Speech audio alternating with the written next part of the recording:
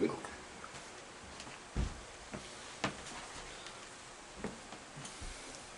Hey everybody, we'd like to welcome Coach Tom Cashone. He was the former coach at Strong Vincent High School and also a longtime assistant coach in the Erie area. How you doing today, Coach? Good, good. Good morning. Good to see you, Coach. Thanks for taking the time out to do this. Appreciate it. Absolutely.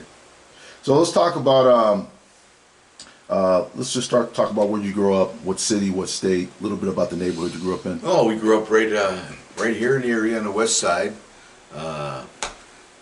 Not so much Little Italy where I grew up, but just above there on Patterson Avenue, and then spent a lot of summers down here because my mother grew up down here and her mother lived down here, so we spent a lot of summers down here hanging around Columbus Park and things like that. Right. What was the neighborhood like? A lot of kids, you guys play on games? What was it like Well, where back we then? grew up on Patterson Avenue was tons of kids. We played in the street. Every corner lot had a baseball game going.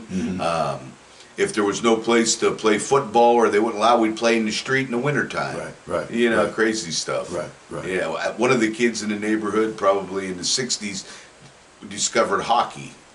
So all of us kids, being not perfect as we were, somebody was getting a garage built. So about 6 of us went over there and took the planks from there, sitting on the side of the thing, and we played hockey in the street with a rubber ball and 4x4s. So tell me about your family. Did you grow up with both parents? Any brothers Yes, and both sisters? parents, 3 younger brothers. I'm Tom. There's Tim, Joe, and John. They've all been very successful at what they did. And my mom passed a few years back, and she was a big supporter.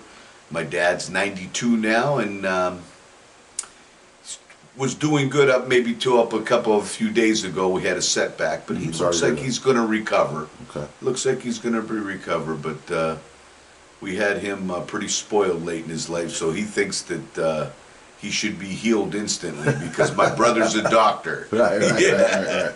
Anything that sticks with you from your parents that you learned? Like anything that you still... Just about everything.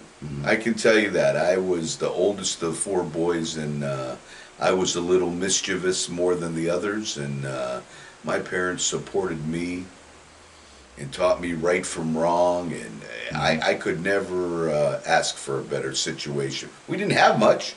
You know, we ate my mother and father out of house and home. My dad was a blue-collar shop worker, and my mother took part-time jobs as a secretary. So, you know, we weren't filthy rich or anything like that, but very good values. Very good values. Right. So sports-wise, like when you did you play high school football or did you play sports? I did. I played all the way through. I played for Al Lupo and Little Gritters. That's where before that I played Blessed Sacrament. When Blessed Sacrament was 2 buildings, a dirt parking lot, and chickens by the football field was my 5th grade year. And look at that place now. Right. But yeah, I played football there and played a lot of boys baseball all the way through from the time you were 10 until you were 16, and all that's, you know, good stuff like that. Right. I was no superstar. I was pretty good in football when I was younger and everything, but I was pretty good at a couple of sports, but no superstar in me at all. Yeah. Right. What high school did you go to? Academy. Okay. 1974. How was it? What are your memories of that? Oh boy, I have great memories of Academy. We just had our 50-year reunion, and I started there 72, and previous to that there was some racial problems in the late 60s and maybe 70. There was some stuff there, and then I went to Academy, and I went 8 years of Blessed Sacrament, but at Roosevelt for 9th grade. And I went to Academy, and I want to say it was a little bit of culture shock for us. We were a little bit protected, but Academy was a great melting pot. It taught me personally, and I'm sure my brothers can say it, we had the upper class that lived on State Street, we had the middle class, we had a lower middle class, we had the hood, we had everything that could work together. Join together and came together. And racial tensions were just ending, and Academy almost became like I don't want to say an experiment, but a place where everybody started blending together. Yeah. There was no more trouble. Right. We got along. It taught us a lot. My brothers and I will tell you, Academy was a great school like that. Right. You You got all different types of people. Everybody. So it learned you learned to accept everything. Right. Yeah. Any ball after high school? No, I monkeyed around and went to Florida and thought I could make a baseball team at a junior college. That didn't work out. And then I was I came back up here and got a roommate that was on a football team at Edinburgh, and that didn't work out. So then I ended up playing Glenwood League and flag football, just like a redneck like the rest of us around here. I did that until I was probably early 50s, late 40s. Kept me busy. Right. So how'd you get into coaching football? Let me tell you the truth, my brother John. My brother John was working for Joe Buffalino at Vincent, and my brother Tim was there also, but my brother John, they were gonna, after I was a volunteer coach in the 91 season when they won the state championship. And what I mean is I didn't do much. I showed up once a week or at the games, and I'd try to do some duties and help them out and everything like that. And Buff let me, kind of get into the mode there. And then John moved on, and I can't remember where he got the job. Was it McDowell or General McLean at the time? John moved on, and Tim moved on, and wasn't going to coach no more, so there was kind of room on the staff. So I got on the staff with Joe Buffalino, and so that's where I got started. And I was an assistant there till '98 with him. Okay. Yeah. What are your memories of Buff? Just any? Probably the smartest football man I ever. I mean, I've been nowhere. I'm just a local football coach, but the smartest football guy that I've ever spoken with. I mean, if you got a question and he can't answer it, you ain't leaving till he figures it out. Do you know what I'm saying? Right. I used to go to him. I got a head football job, and I didn't have much experience as anything but a line coach. And I didn't really have that much. Offensive line coach, I assisted Dave Grack, and when there's so when I got the job, sure, I'm running wing T because that's what I knew, but I had millions of questions, and Buff was a counselor. Right. And he'd see me standing at the door, he'd wave me in and shut the door. And he'd draw up 6 plays to block, or 1 play to block 6 different ways against every front in a matter of seconds. Wow. Nowadays I'd take a picture of it with my phone. Right. So you took over, you became the head coach at Vincent what year? I believe 98, 99 season. Okay. Yep. That was the last year of Joe. What was the program already? Program was on the demise, and it had nothing to do with coaching. It had everything to do with the situation of the school district at that time. Central was the big push. Everybody was pushing Central. Vincent was becoming the alternative education school. Right. And it still had, and again, some of these things, I don't get the dates right. Vincent had 7 through 12. Okay.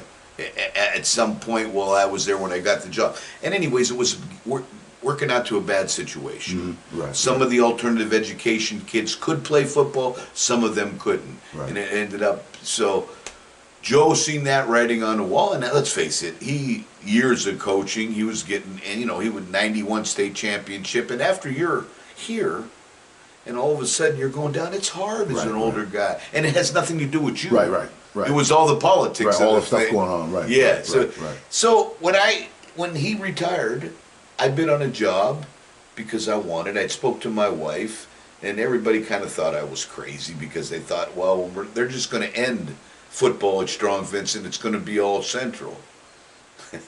They made a mistake and gave me the job. Because they kind of changed their plans for football anyways. Right. Because for the first 2 years, I evaluated myself after that, talked to my family, and I had 4 wins in 2 years. And you got to sit there and think, well, you love doing it, but is it going to be worth it? Are they just going to eliminate it? Or what are you going to do? So I don't know if I remember if I talked to somebody or what. They said it's going to be around. They're going to keep it, whatever. Right. So then we started getting better.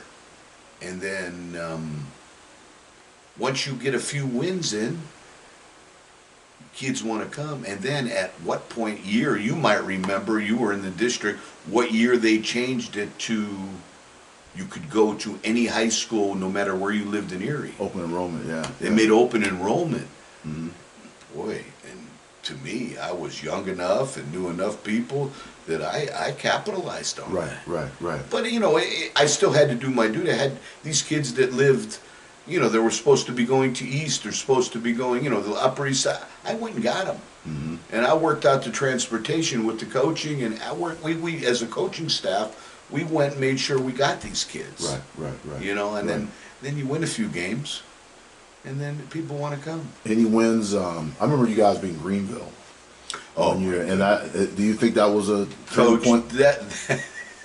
If you talk to any of my staff or anybody, that was the whole turning point of us. We weren't very good that year.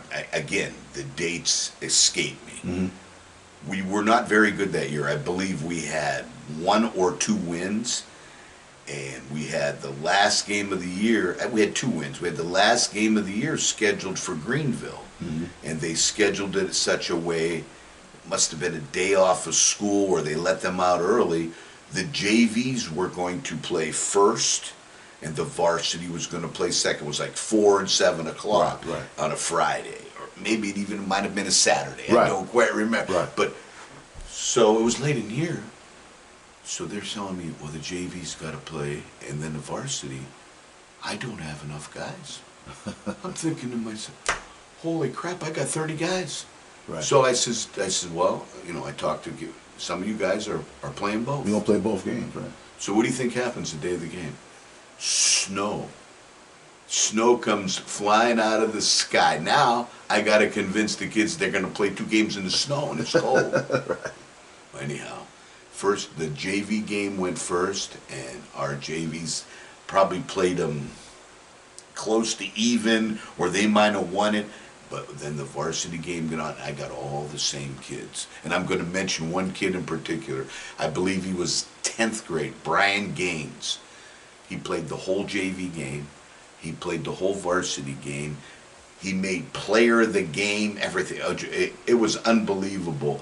We had about 27 kids to play that varsity game against Greenville at the time, which was a perennial power in the Northwest Conference, which was good, the league that we were in at the time.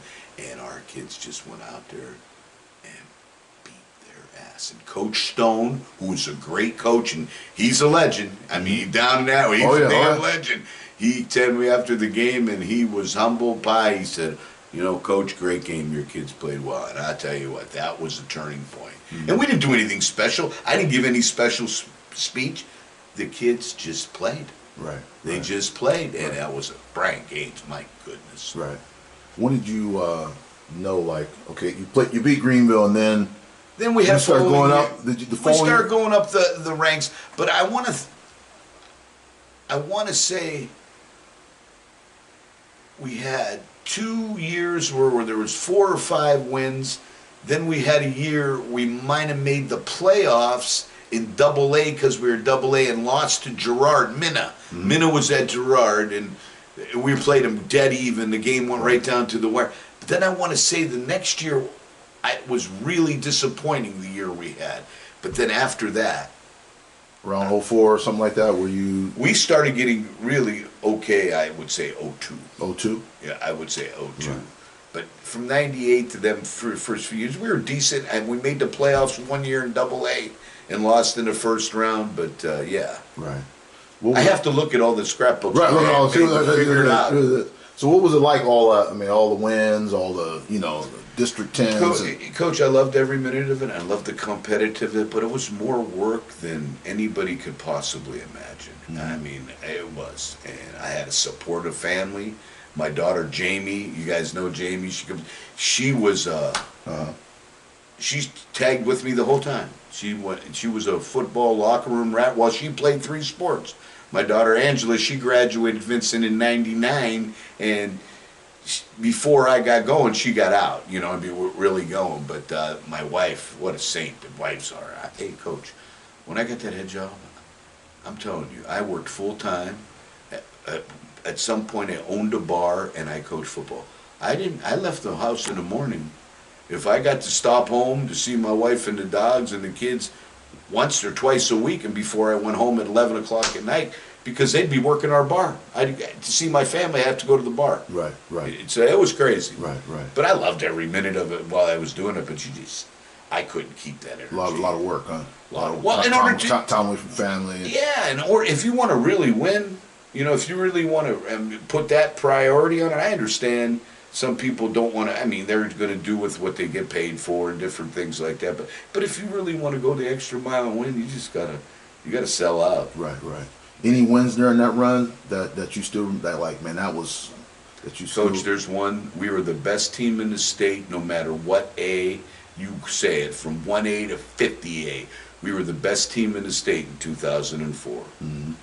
We got a bad call down in Slippery Rock against Thomas Jefferson, and we should have beat them handily, or not handily. We should have beat them. That was the best team in the state that year. Mm-hmm. Then that was the Western Finals, and then we knew the winner of that game was the state championship.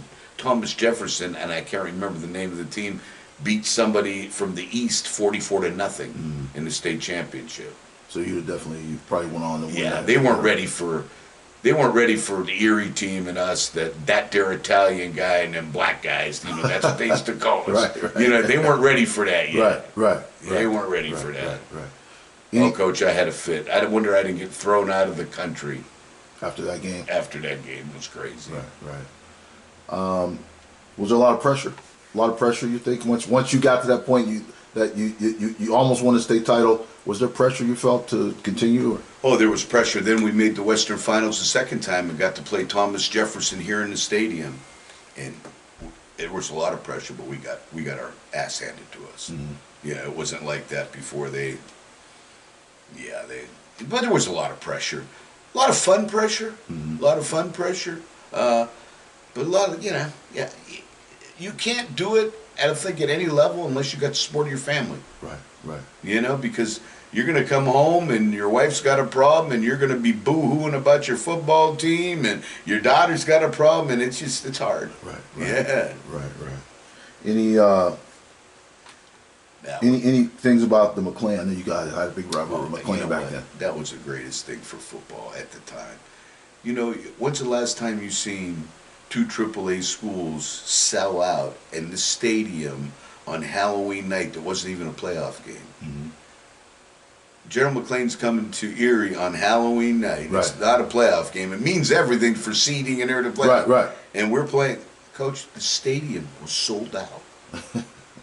I mean, Jimmy Wells and myself had a good relationship, a very competitive relationship, but he did a wonderful job out there, and he made them competitive and put them on the map. And I don't know. I think he would probably know. He's competitive as heck.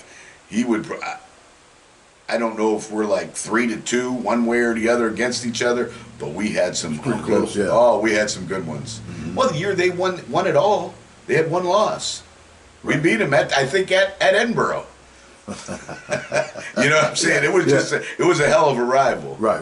It was a hell of a rival. And boy, he did a good job. He never, towards the end there, he didn't have much more than 40, 50 kids all the time, but his kids were good. Mm-hmm. I give kudos to him if he sees this. Right. Yeah. What do you think your kids talk about? They have respect for you. What do you think it is about you that? I think just like everything else, kids can tell right away if you care. If you really care. I mean, some kids are tougher nuts than other ones, but if you care enough times, I don't care how tough the kid is, he'll come around. He'll come around. I mean, are some going to fall through the cracks? Yeah, in life there is, but I think they respect me because they know I genuinely give a crap. Mm-hmm. I really do. I may call you a funny name or wonder why or scratch my head and want to give you a kick in the butt, but they can tell, I think. Kids are pretty... they can tell whether you... Yeah, they can care if you give a crap or not, or if I'm just fooling them. Right. Yeah. I took pride in that. I thought I always had a good way with the kids. Mhm. That's why I love working at Erie High right now. Right, right. You know, I mean, they have to see a guy that gives a shit about them that may not look like them. Right, right. You know what I mean? Right. Like I had to see a guy that cared about me that may not look like me. Mhm. You know what I mean? That's big. Right, right. You right, know? Right. Somebody said playing for Coach Casson or coaching with him was never a dull moment. What do you think they mean by that? Oh, I guess I was kind of hilarious at times, but probably some stuff that I probably couldn't do in this day and age. I mean, it was just mostly with mouth and different things like that. Right, right. And I was a little bit of a rebel coach, you know. I didn't always do what all the administrators and everybody wanted me to do. Right, right. So I kind of, you know, Did your own way, right? I right. kind of did it my own way a few times, but you know, back in, you know, you had some support, and they see that things were better at Vincent because I don't care what anybody says. You're in a city school, and you start out the year with a decent football team, it makes the whole year better. Oh yeah, oh yeah. I mean, you've been around, it makes the whole Mhm. year better. Oh yeah.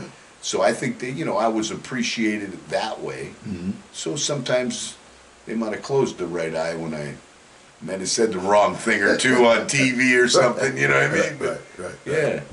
yeah. Yeah. What are you most proud when you look back at your coaching career? What are you most proud of, Oh boy. or things you're proud of? I'm proud of probably everything I did. I've coached baseball. One year at Vincent, I was the head baseball and the head football coach because they were looking for a baseball coach. I was always involved in baseball. The most proud thing for me coaching is that I still like it. Mhm. I still volunteer my time for baseball and football here at Erie High, and I probably that because I still like it. Right, right. Yeah. Right. You know, I'm 68 years old, and Mhm. I still feel Still going, 48. still going. Right, right, Yeah, right, you right. know, it's a good thing. Right. It's a good thing. So, of all the coaches and all the guys that coach for you, and guys that play for you, if they were all sitting in front of you right now, what would you say to them? There's a couple that aren't with us anymore. What would I say to them? You know, you're talking about the better players or Just the whole, anybody who ever put on a uniform for you, gave you their effort, gave you their time, coached for you. What would you say to them? Like, what would you say? Thank you. What would you say? Oh, Guys. I would say thank you. I think the biggest thing I would tell them is I told you. You could figure it out. I told you everything you need, you know, and they'll know what I mean by saying that. I told them everything they needed to know. We had a great staff and everything, and I'll bet you most of it came true in their life, Right. whether it was good or bad. I'll bet you that's the best thing I tell them. I told you. Right. It might make them all think a little bit. Because we went over everything. I was worried about, when we're in the Northwest Conference with my team, and I'm going to Titusville, Oil City, Franklin, no knock on any of these places. When I'm going down there, I'm bringing a predominantly team that's full of minorities. Now we're winning. Coach, there was no love for us. Mm-hmm. There was no love, and I get it. It's not anybody's fault or anything. It's just Right. the way it was. Right. So I had to preach to my kids constantly to not be who they think you are. Just be the football player when I'm telling you. Mm-hmm. And we did it, and I think we did it with class. I won that Northwest Conference so many times, and when I first got in there, they used to kick my butt, and I loved every minute of it because it made us better. Right. Yeah. You are coaching with one of your former players now. Oh, yeah. Up at Erie High. How was that for you? Oh, that was great. It's just so great that he welcomes me around. You know, I have a couple grandkids that go to collegiate, play a couple sports, and it was so great that he got the job. And, you know, when he was trying to get it, I was in his court, and then he just welcomes me around. I mean, I helped, like, I try to fill in when some coach can't do nothing. Right. Our stat guy couldn't do it last night, so I sat there and did stats. Mm-hmm. And the hard part of that was trying to read them when I was done. But yeah, it's just nice to be around. It really is nice to be around. You guys at Erie High got a great administration. I think we're developing support for football. And I think Andre and the staff that he has are young and tough enough to really get through it. Mm-hmm. I really do. Right. I really think that if they leave them And just, it's always something that you need or don't have or want. But if everybody works together at Erie High, I think that place could be a power in football. Right, right. I really do. Oh yeah, definitely, definitely. I really, truly do. You can see it coming. It can come. It can, we're already, the numbers are, you're starting to get up above 60 numbers now and stuff. Now you got to maintain it, Right, That's right. it. But yeah.